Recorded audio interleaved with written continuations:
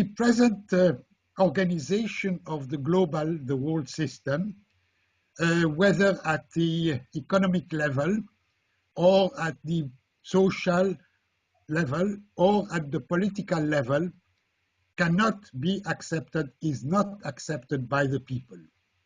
It is a system which is based on unilateral power of monopoly capital of the Western major developed capitalist countries, United States, Western and Central Europe, Japan.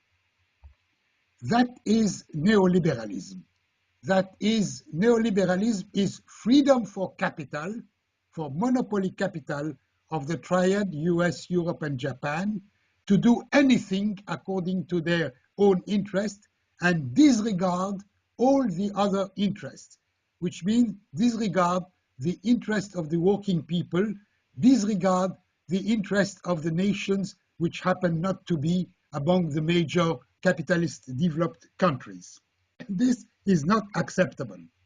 So at the root of my critique is that rejecting completely the so-called the neoliberal blueprint, which is the policies which are continuously enforced by the World Bank, by IMF, by the European Union, by the establishment of the United States, by all those major powers.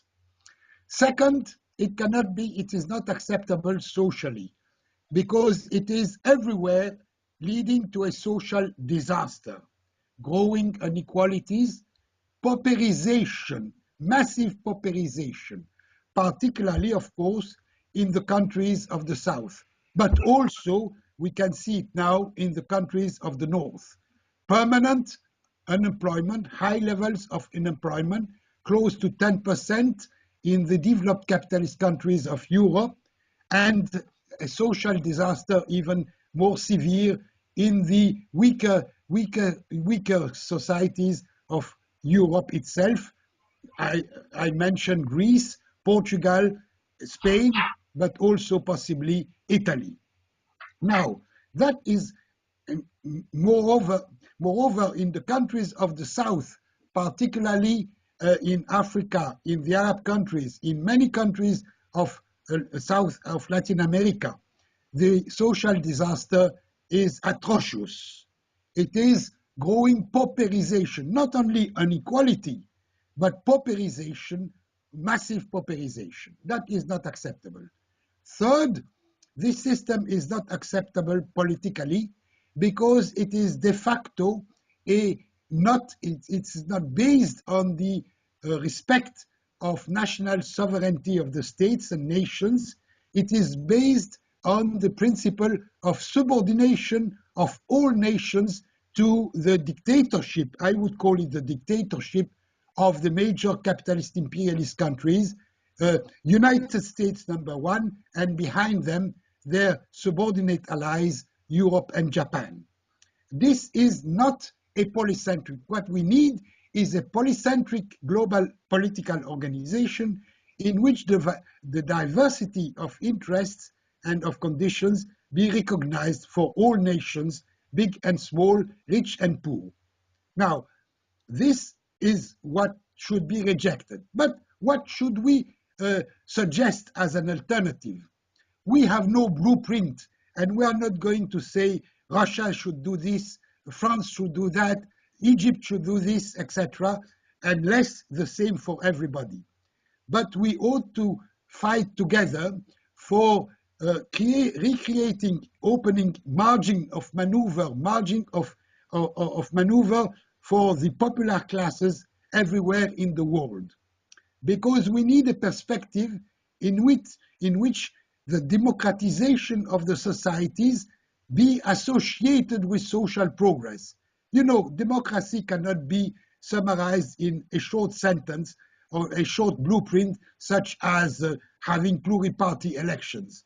Pluriparty elections turn to be a farce in most cases, and even in Europe you can see now, in Western Europe as in the United States, that pluriparty elections lead to no change. We need, therefore, a concept of democratization which is much wider and which integrate along with the elections, of course, but along with it, rights of people to organize by themselves, rights of working classes to defend their interests and to organize themselves in order to defend themselves by themselves. Now, that democratization must be associated with social progress. Because if we accept the blueprint of the Western medias, that is, oh, just have elections, but keep neoliberal economic policies, then this so-called democratization will be associated, in fact, with social regression, not social progress, and that will be killing democracy because the people will lose their faith in democracy.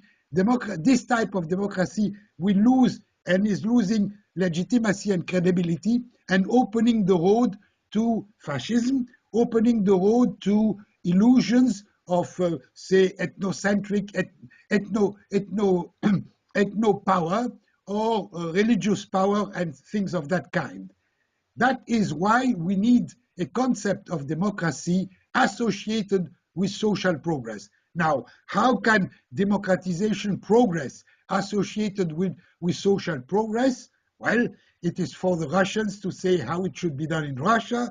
It's for the Egyptians to say how it should be done in Egypt. But I am sure that we can come together, discuss it, and have proposals, common proposals of how to move ahead out of the blind alley of neoliberalism and of imperialist domination.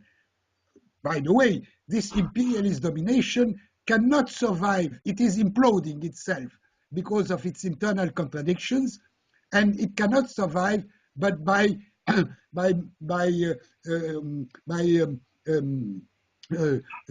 the use of war.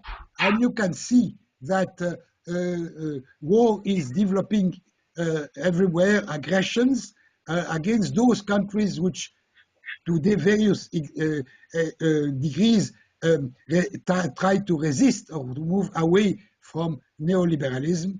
You can see it in many places, particularly in the Middle East. You can see it in Syria, for instance. The target of the Western power being there to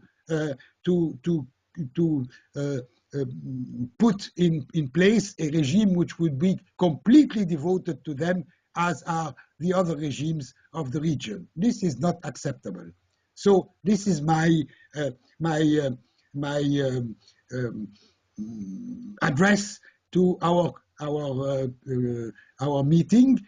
I shall speak more about during the meeting about the implosion of the imperialist capitalist monopoly capital system, the growing move towards the militarization of that system as the only way for it to escape to being compelled to retreat. And I shall also speak particularly, of course, of the situation in that respect in the Middle East, in Egypt, in Syria, and in other countries of the Arab region. But I will also allow myself with our friends and our brothers and sisters from Russia, from other countries, particularly from the BRICS, the countries which are so-called emerging, which have a capacity to resist to neoliberalism, even to move out of neoliberalism. China, Russia, Brazil, India have that capacity. We ought to discuss to which extent they use it and to which extent they use it in the proper way that is associating their the progress of their society, social progress, to the rebuilding of a multipolar global international system.